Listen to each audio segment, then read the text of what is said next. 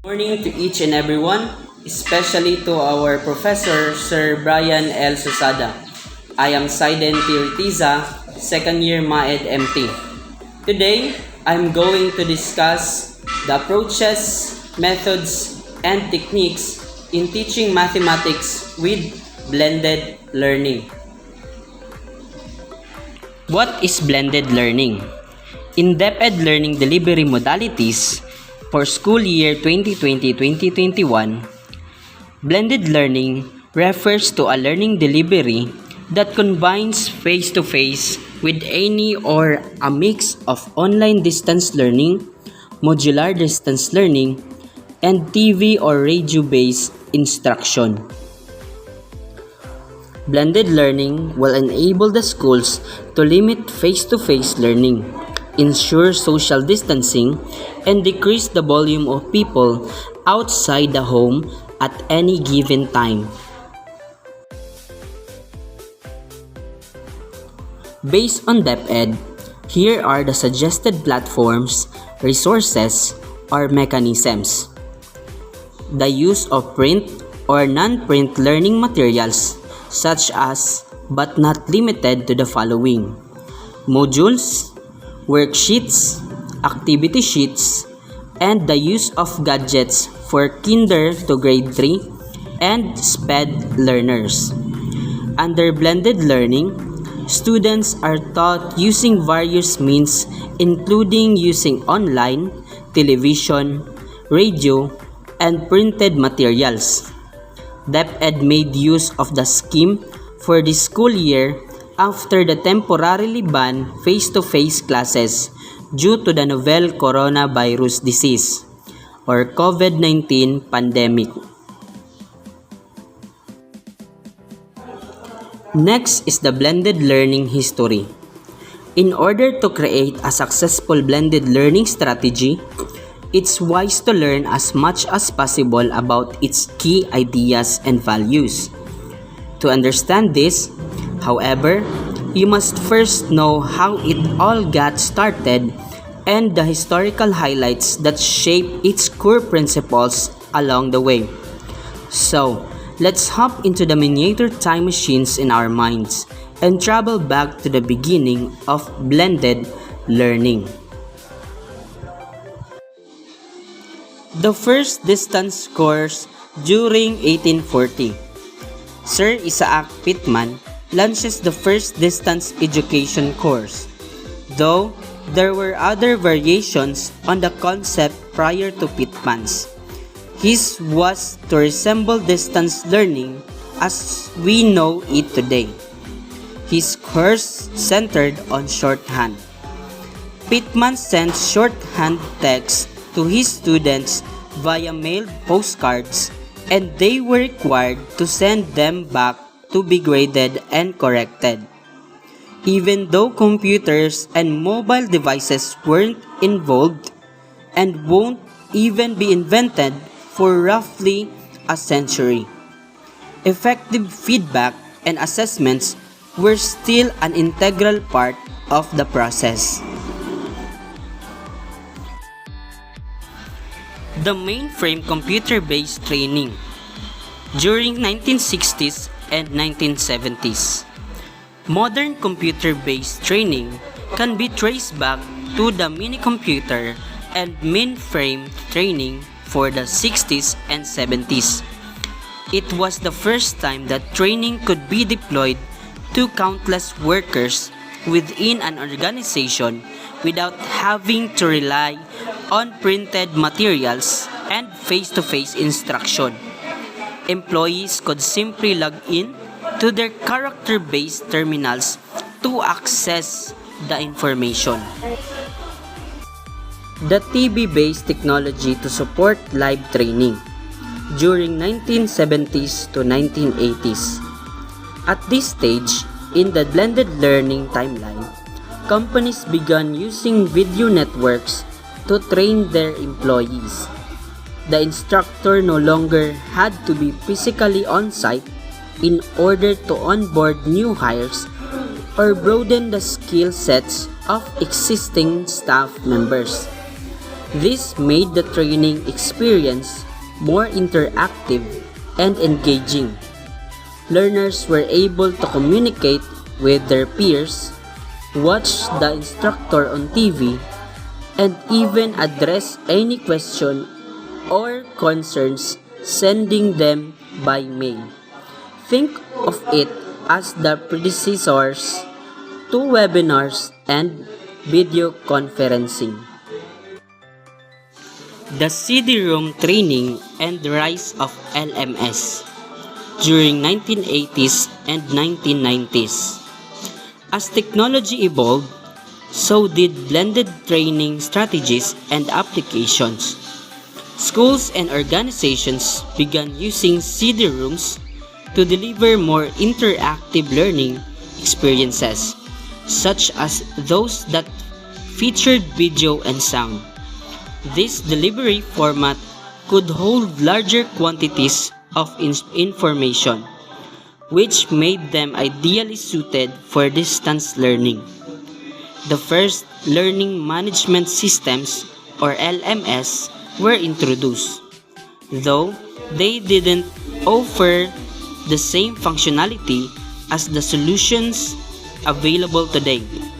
Organizations wanted to be able to track learners' progress and improve online training courses, and this system helped to monitor e-learning course completion, enrollment data, and user performance within the CD-ROM network.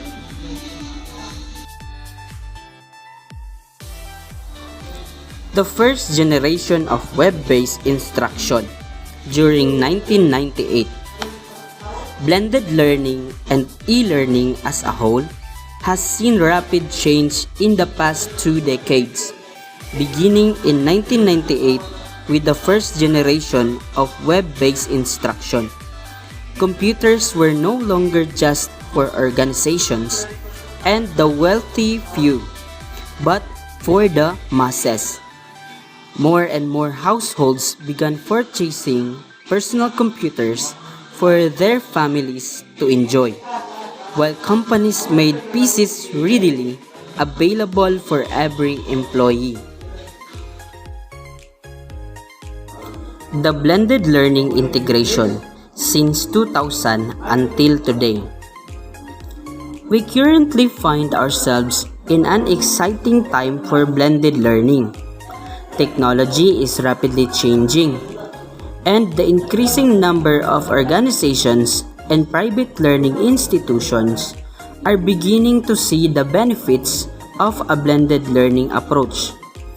From interactive scenarios in the classroom to webinars and online tutorials, learners now have a wide range of technology tools and application at their disposal.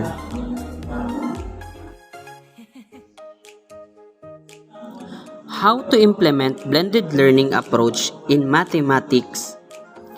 Learning technology and face-to-face instruction can be an unbeatable team, but only when a successful corporate training strategy is in place.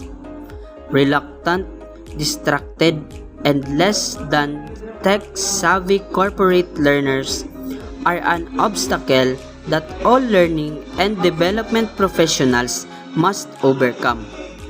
And figuring out how to integrate learning technology tools most effectively can be tricky and time-consuming. There are, however, some blended learning best practices you can follow to implement a blended learning program that boosts teachers' performance and gets excited about using learning technology to their advantage. So here are the strategies on how to implement blended learning approach in mathematics. First, focus on objectives first and learning technology tools second. Next, set goals and expectations in advance. Create a flexible implementation strategy. Develop effective online assessments. Research your needs and preferences. Cultivate a blended learning community. And lastly, offer moment of need online support resources.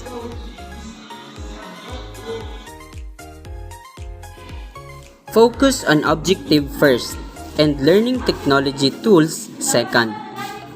One of the most common blended learning mistakes is reworking the entire training strategy and materials to fit around the learning technology. However, the performance goals and learning objectives should still be center stage. Set goals and expectations in advance. You should have a clear idea of what learning technologies are going to be used, as well as how you will be using them. Create a flexible implementation strategy. Successful corporate blended learning strategies are fluid. They adapt with the ever-changing needs of the organization, as well as the teachers. Ask for feedback from your learners to get a feel for what is working and what is not after implementing your blended learning program. Develop effective online assessments. Assessments give you the opportunity to gauge whether a learner actually absorbed the information or further support may need to be offered. Though work performance is a good indicator of effectiveness, multiple choice exams, and other interactive types of assessment, such as brainstorming scenarios, simulations, etc., take the risk out of the testing process. Research your needs and preferences. While the performance goals and objectives of the organization should be a key concern, the needs and the personal preference of your learners are also a top priority. Send out surveys, conduct one-on-one interviews, and observe them on the job to figure out what they need to get out of the corporate training experience. Cultivate a blended learning community. Students must feel as though they are part of a large community that supports technology-assisted training. One of the most effective ways to achieve this is by cultivating a blended learning culture that is collaborative and encourages learners' participation. Offer moment of need online support resources. There are times when students need a step-by-step guide to completing a work task or want to learn more about policies or procedures. This is when blended learning steps in and saves the day. You can offer your students moment of need, support resources so that they didn't have to wait for the scheduled time. They can view manuals, interactive presentations, and access simulations directly on their mobile devices or work terminals. You may also want to create a website that gives them all of the information and guidance they need to properly use the tools you have included in your blended learning program, as well as supplemental resources they can use to expand their work-related knowledge and skills. So remember how to implement blended learning approach in mathematics. First, you have to focus on objective first and learning technology tools second. Next, set goals and expectations in advance. Create a flexible implementation strategy. Develop effective online assessments. Research your needs and preferences. Cultivate a blended learning community. And offer moment of need online support resources. These tips can help you introduce learning technology to your learners, especially in mathematics class, giving them the power to tackle work-related challenges and hone their skills like critical thinking and problem solving. So that would be all for the blended learning. Thank you and God bless. I'd spend 10,000